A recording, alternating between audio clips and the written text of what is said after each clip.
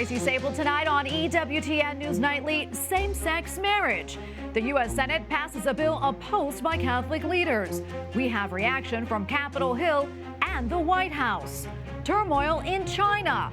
The risks protesters confront from the government's police tactics. Innocent children. How social media and marketing are crossing new boundaries of exploitation. And reading our hearts. Pope Francis encourages a traditional prayer practice to spiritually grow. These stories and more tonight. From EWTN, the Global Catholic Network, this is EWTN News Nightly. Thank you for being with us on this feast of St. Andrew the Apostle. Our top story tonight, reaction on Capitol Hill as the Senate passes the so-called Respect for Marriage Act. 12 Republicans voted to approve the bill, which now moves to the House of Representatives. Supporters say that it will enshrine same-sex marriage rights into law, but critics caution that it threatens religious liberties. Capitol Hill correspondent Eric Rosales has more. Despite Republicans' best efforts, several amendments were voted down that would have protected religious liberties. Texas Senator John Cornyn says the way the bill is written opens up anyone to lawsuits. This legislation expressly empowers private litigants to sue religious institutions, faith-based organizations, and private parties who oppose, for sincerely held religious beliefs, same-sex marriage. The Senate version of the bill, which codifies the Supreme Court's 2015 decision, would require all states to recognize and accept the legitimacy of same-sex marriages performed elsewhere, but wouldn't require states to issue a marriage license contrary to its own law. Democrats praised its passage. Passing the bill is our chance to send a message to Americans everywhere, no matter who you are, who you are, or who you love. You, too, deserve dignity and equal treatment under the law. Meanwhile, Democrats are trying to prevent a possible December 9th rail strike, which could cost the U.S. economy $2 billion a day. This is an urgent issue, and Congress needs to step up. We don't like to do this. We'd rather see the parties do it through labor negotiations, but at this point, there's no other alternative. Republicans tell me the bigger issue, the Biden administration lied to Americans. Certainly, I'm very concerned about this. The Biden administration took credit for resolving the crisis back in September. Of course, this was a ploy, obvious to us now. This was just a ploy to get past the midterm elections. Senator Bernie Sanders says he has no sympathy for rail companies who made a record-breaking $21 billion in profits in the first 9 months of this year. You have workers all over this country who work for the railroads. People who are working at dangerous jobs in inclement weather have zero paid sick leave. That is outrageous. House lawmakers ended up passing two bills, one to codify an agreement between rail workers and management, the other giving rail workers 7 paid sick leaves. The Senate will now take up the issue. Leaders want to get this passed to avoid a strike. At the Capitol, Eric Rosales, EWTN News Nightly. President Joe Biden is imploring the U.S. Senate to move fast on the bill the House just passed, warning the nation risks economic devastation if there is a rail strike. As for the Respect for Marriage Act, the White House is reacting tonight to its passage in the Senate. White House correspondent Owen Jensen continues our team coverage tonight. Owen? Tracy, in a statement on the bill's passage, the president said he would promptly and proudly sign it into law, adding Americans should have the right to marry the person they love. But as we reported, opponents fear this bill is an attack on religious freedom and deeply held traditional beliefs on marriage. As the Respect for Marriage Act advances in the White House press briefing room today, I do think, and we do think, it's something to celebrate. There's always going to need to be more work to do in any legislation that's passed. but outside the White House and the halls of Congress, plenty of opposition. The America First Policy Institute says the bill opens the door for discrimination and legal threats against those who believe in traditional marriage. And the U.S. Conference of Catholic Bishops warns the bill's religious freedom protections for the faithful are insufficient. Meanwhile, President Joe Biden addresses the opening day of the White House Tribal Nations Summit. Together, emphasize the word together. Together, my entire administration is advancing the economic agenda and making historic investments in Indian country. And I might add that are long overdue. The gathering coinciding with National Native American Heritage Month. One goal, a plan to revitalize native languages. Learning native language leads to better outcomes in school, builds confidence in students, and passes down old traditions to new generations. It matters. Also today, Vice President Kamala Harris welcomes French President Emmanuel Macron. They visit NASA's headquarters. For the two countries, a chance to show off their cooperation on space technology ahead of the first state visit of President Biden's administration that kicks off tomorrow. France is a vital ally to the United States, and this visit demonstrates the strength of our partnership, our friendship, and our cooperation. And when President Biden and President Macron meet tomorrow to talk, they'll discuss on the agenda the war in Ukraine, of course, Iran's nuclear program, the Indo-Pacific, security and stability in Africa, and those protests in China over those harsh COVID policies. At the White House, Owen Jensen, EWTN News Nightly. Meanwhile, in Russia, the Upper House of Parliament unanimously approved a bill to ban all promotion or praise of homosexual relationships, as well as pedophilia and sex change in books, film, and other media. Russian senator stated, quote, "This topic should become a sin in Russia like it is in many of our religions." Well, ISIS has announced the death of its current leader during a recent battle. However, it did not provide any additional information. National Security Council spokesman John Kirby says the U.S. welcomes the news despite lack of detail from the militant group. A former Chinese president dies at the age of 96 after battling leukemia. Jiang Zemin led the Communist Party for a decade until stepping down in 2004. Chinese state TV devoted 48 minutes of an extended evening news broadcast to his death. The showdown continues in China as protesters across 22 cities clash with police over extreme COVID policies. Late last night, riot police and hazmat gear took on protesters who say the recent curbs on COVID restrictions do not go far enough. The protests are considered the biggest act of public defiance in decades. Joining us tonight is Se-Hoon Kim, director of the Captive Nations Coalition Committee on the Present Danger. Se-Hoon, great to be with you as always. As we reported, these kinds of protests really don't happen in China. What do you think this signals for the country and also for President Xi? Well, it's very simple. It signals the beginning of the end of the Chinese Communist Party and the fall of President Xi himself. Personally, I call him the premier Xi Jinping, as his title of president is not deserved at all. So it looks like the party itself is coming to an end, and it's really good to see that its end is actually being brought on by its own people. Yeah, and as you know, history has not seen a technological surveillance state like there is in China. The Wall Street Journal reports that these protesters are under near constant observation. What do you think is in store for these protesters, and what do you think the potential consequences will be? Well, the surveillance itself is going to record every single protester's face up until all of their personal backgrounds, and the state can literally weaponize that against them. But at this point, the people feel that they have nothing to lose. And just to add in a little bit, these surveillance cameras and the technologies were actually largely developed by U.S. corporations, mainly companies like Microsoft, and even Apple was involved. And so in a way, we have also indirectly contributed to this totalitarian practices. And I think that's really important for us to remember. Yeah, and, you know, kind of jumping off of that, you know, many people say in many ways our own early lockdown policies for COVID bore similarities, that is, to China's policies. Is there a lesson to be learned here, do you think, Se-Hoon, for the West? And if so, what is it?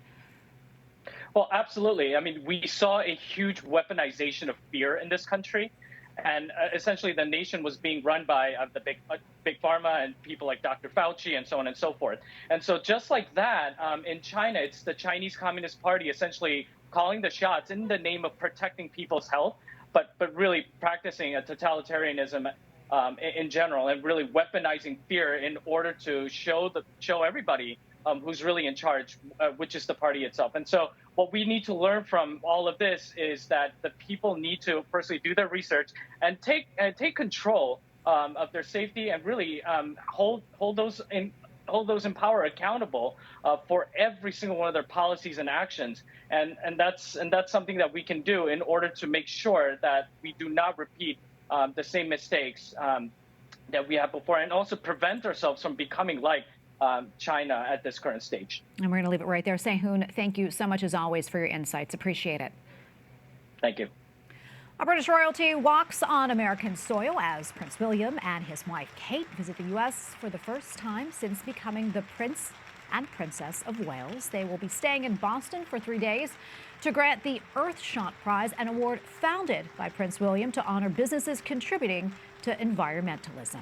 And we have a lot more still to come here on EWTN News Nightly, with the focus on children at risk, including the battle against abuse in social media and marketing, and the promotion of adoption, especially in a post-Roe world.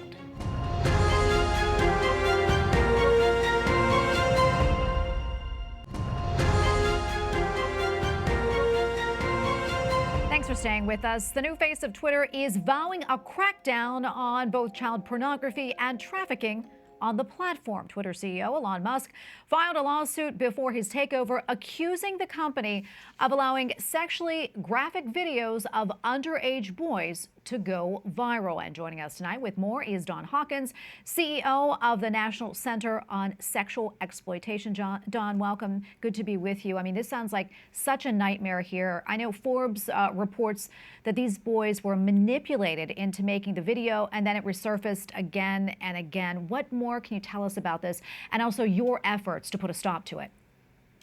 Yes, well, these specific young boys, they were just 13 years old when this abuse happened to them. When they were 15, they found out that the videos were uploaded to Twitter. They were becoming viral.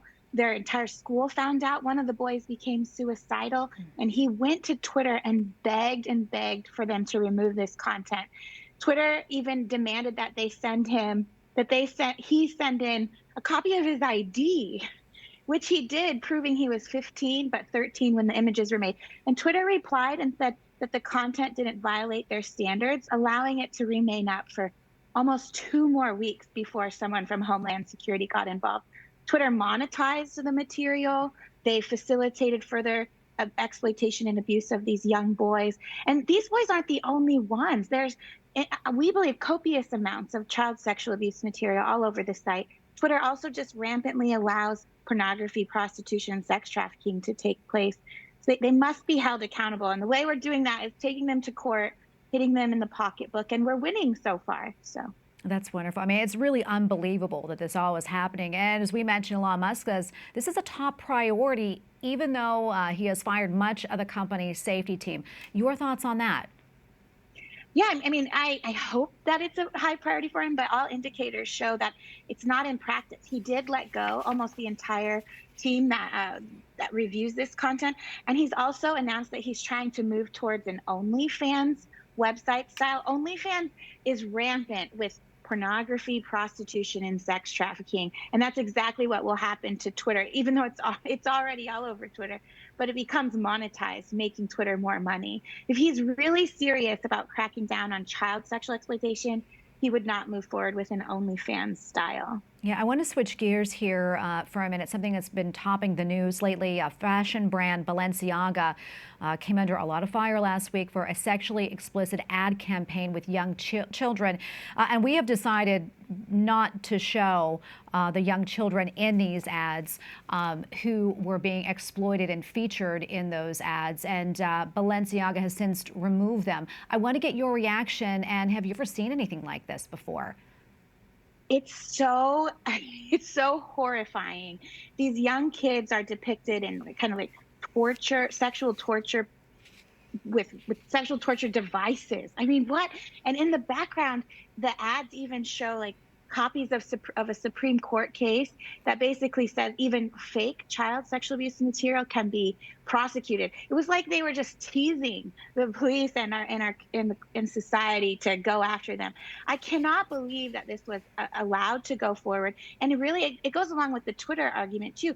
What this is showing, this like greater trend towards the normalization of child sexual abuse and the acceptance of it. They're treating it like it's a joke.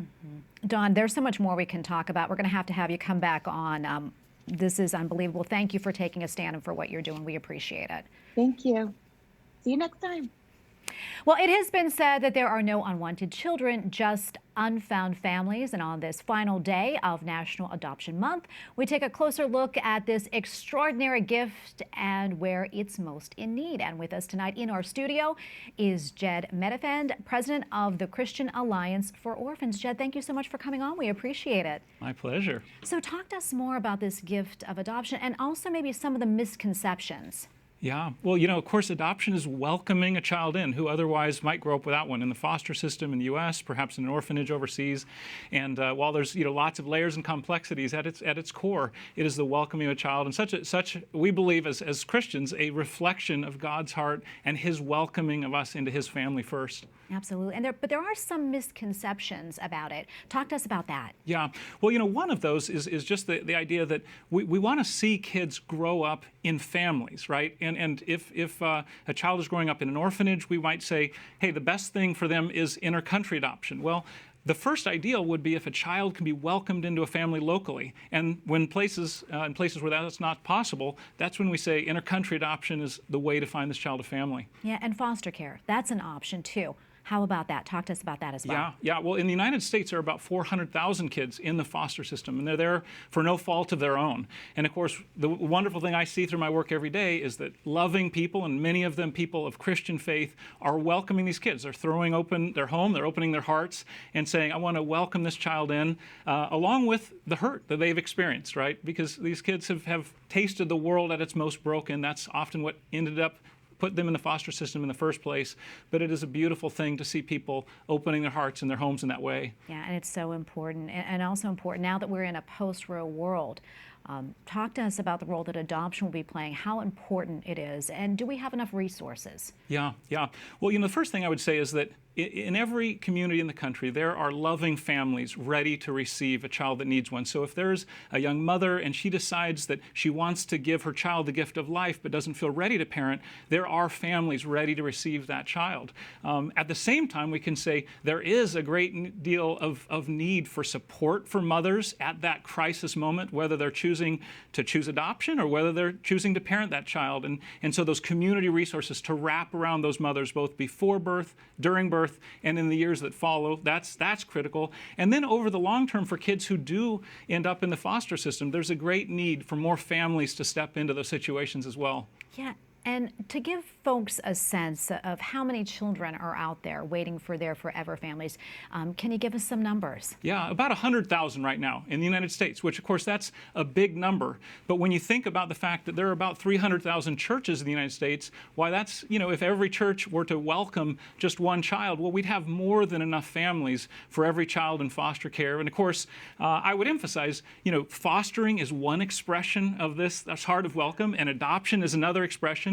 And then supporting biological families that may be on the verge of disintegration, a verge of their kid going into the foster system, that support of wrapping around those families in each of those contexts, this is an expression of that, I believe, that same beautiful heart. It is so beautiful. We have a little less than a minute left, but for folks who want more information about adoption, where can they find that? And also maybe some folks thinking, you know, I'd like to do it, but I don't know if I have the skill set. What would you say to them? Well, you know, certainly welcome them to the Christian Alliance for Orphans website, kfo.org. But what I would really emphasize, too, is that, you know, not everyone is going to foster, not everyone's going to adopt, not everyone's going to directly work with biological families, but every one of us can play a part in this vision, wrapping around families, supporting them, bringing meals, babysitting. You know, all of those things make an invaluable difference for a family that is wrapping around a child. Yeah, that is so important. And thank you so much for coming on to speak with us about all this. We really appreciate it. Absolutely, my pleasure. Thank you. God bless you, Jed.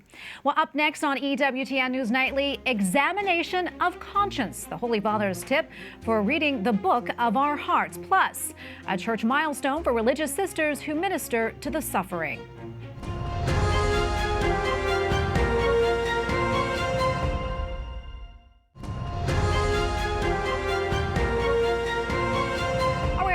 Pope Francis explains that genuine consolation confirms that we are doing God's will. Quando parliamo del nemico parliamo del diavolo, ma il demonio esiste. At the weekly talk in St. Peter's Square, the Holy Father underlined the importance of daily examination of conscience, saying that noticing what happens is a sign that God's grace is working in us. The Pope also reminded the faithful that discernment can help us to see what God expects of us in search for the true good. Well, the Vatican has approved the text of the new constitution for the Congregation of the Sisters Hospitallers of the Sacred Heart of Jesus. The religious order annually assists more than 820,000 people with illnesses, disabilities, or dementia. The modifications to the Constitution seek to respond better to today's multicultural, changing, and challenging society. Joining us now from Spain is Sister Begonia Perez, General Counselor of the Congregation of the Sisters Hospitallers of the Sacred Heart of Jesus. Sister, thank you so much for being with us today. If you don't mind, can you tell us more about the new Constitution and what are the main changes? Well, among the different changes that we have made, we can say that some of the items was the new deepening of our hospitaller spirituality regarding our charism and the theological aspect, the understanding of the formation of the religious hospitallers as a continuous process along the different stages of life, as well greater awareness of the dimension of interculturality that exists in the congregation. And another aspect that was very important is a greater emphasis on authority as a service. That I would say that was among others, this was the greater one. And Sister, for those who aren't familiar, can you tell us what's the mission of the Hospitaller Sisters and what do you do? And also, if you could tell us maybe where you're located around the world. Right. The mission of the Hospitaller Sisters is the service of those who suffer and the evangelization through hospitality. For more than 140 years now, we have been dedicated to the welcoming, the holistic assistance and care, and specialized rehabilitation of people with mental illness, intellectual disabilities, and other illness, with preference those that are more vulnerable and needy. Our mission is to be close to those who suffer, like the Good Samaritan. At the moment, we are working in 24 countries in Europe, Africa, Latin America, and Asia. And obviously, we specialize in the psychiatry area, psychogeriatrics, social and health care, intellectual disability. We work as well with people with brain injuries, palliative care, and we have a couple of general hospitals, and as well we work with in a special education. And Sister, before I let you go, I'm curious, how did the pandemic, how did it affect your work? Well, it has affected us a lot, like everybody, but obviously we can say that it was a great emotionally effect in all our staff, as it was obviously a reduction due to illness, obviously, and that was increased the workload in everybody. And so the work, the tension, the tiredness, so that was very, very hard for them. Indeed, it sounds like it. But Sister, thank you so much for what you do and for your organization as well. And thank you for taking the time to speak with us. We appreciate it. God bless you. And we thank you for watching tonight. Remember, you can follow us on social media, Facebook, Twitter, and Instagram at EWTN News Nightly. I'm Tracy Sabol. Good night and God bless.